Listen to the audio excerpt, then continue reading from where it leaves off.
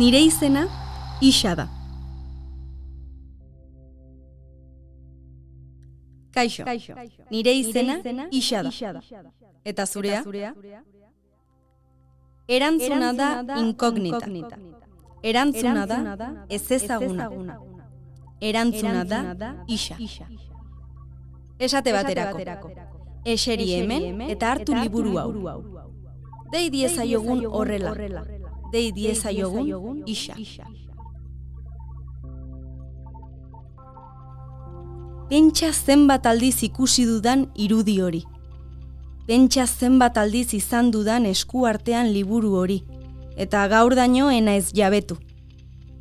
Eta hori, belaunaldiz belaunaldi pasatu den liburu horietako bat izaki. Eskola liburu bat.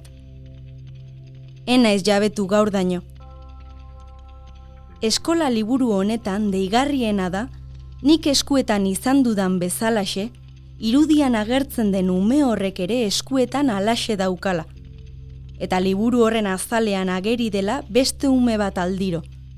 Eta beste ume horrek eusten diola beti beste liburu are txipiago bati. Zeinetan ageri den beste ume bat, eserita eta eskuartean liburua duela hark ere. Eta horrela ad infinitum. Eta horri esaten zaio, hain zuzen ere, mise en abîme, alegia, amildegian jartzea.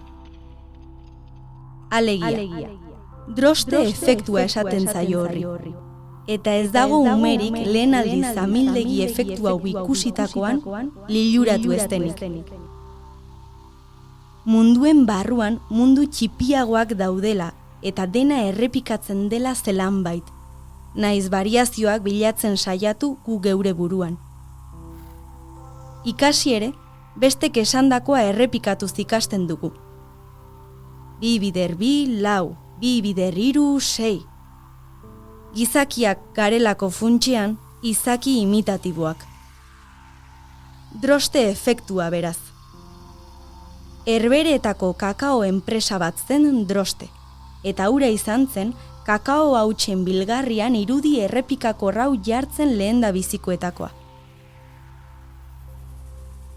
Kakaoa hartzen ote du Xabiertxok ere goizetan. Ara, enuen esan behar baina esan dut esan behar enuena. Ixa Xabiertxo da.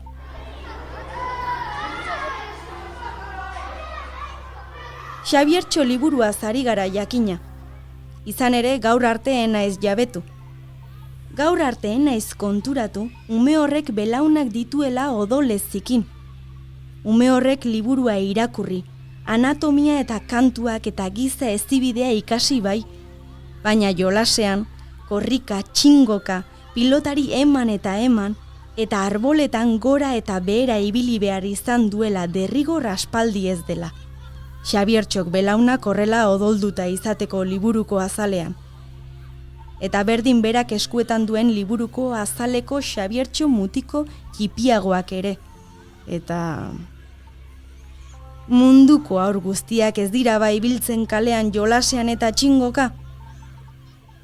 Badirudi ez dela inoiz amildegia bukatzen. Ez direla inoiz unibertsoko Xabiertxo guztien belaunak osatzen. Baina ezin dela ukatu, eskuartean hartu duen liburu horrek liluratu duela kaleko trastakeria kusteko adina. Eta ara, ez da bat ere gauza makala hori ez da. Xabiertxo eserita baitago liburu bat lehitzen, begiak zabal-zabalik. Xabiertxo 1925 urtean argitaratu zen lehen aldiz, eta izenburu osoa hauxe du. Xabiertxo, umiei euskaraz irakurtzen erakusteko idatzia. Ixaka López de Mendizabalek prestatutako testuliburu hau biziki garrantzitsua izan zen euskarazko hezkuntzaren hastapenetan. 1920 hamarkadaren bueltan sortu ziren lehen ikastolen inguruan. Espainiako Errepublikaren garaian ere izan zuen segida euskararen irakaskuntza ofizialak, frankismoarekin guztiz etentzen arte. Baina belaunaldiz belaunaldi, 1960 arte behin eta berriz argitaratua izan zen Xabiertxo amildegiaren ertzean. Besteak beste, Donostiako Santelmo Museoan aurki dezakezue ale bat. Kolorez ornitua da liburua. Jon Zabalo Txikiren marrazkiak eta azala dituena. Baserrian girotutako liburu hau eskola liburu abertzaletzat jo izan da. Moralaren, erlijioaren eta naturaren goraipamena nabarmentzen omen ditu. Baina ara, ze zabalik dituen begiak Xabiertxok ezta? Edozein idazlek nahiko luke harridura hori eragin. Edozein irakaslek nahiko luke ikasle baten baitan txundidura hori sortu. Liburu honak erditik zabaltzen diren amildegiak direnez. Besapean edo bizkarzorroan batetik bestera eraman ditzakeenak, edozein eskola ume gonadunek edo praka motxekok. Belaunak ezkutatu edo agerian ustearen hori, aukeran garaiko moralak ebatz dezan utziko dugu. Belaunaldiz belaunaldi, urraduraz urradura.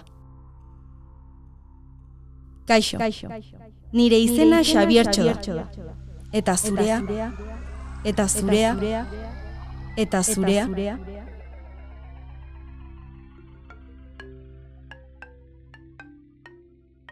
Entzun duzun hau Euskal Herriko historia 100 objektutan podcastaren atal bat izan da. Euskal Wikilarien kultura elkartearen proiektua berriarekin elkarlanean ekoitzia. Xabiertxo online ikus dezakezu edo eskaneatuta, baina bigarren edizioaren kopia bat badago Santelmo Museoan Donostian.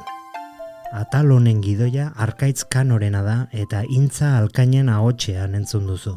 Sintonia eta soinuteria Nagore Etxabe Antuxunak egin du. Informazio gehiago 100objektu.eus webgunean.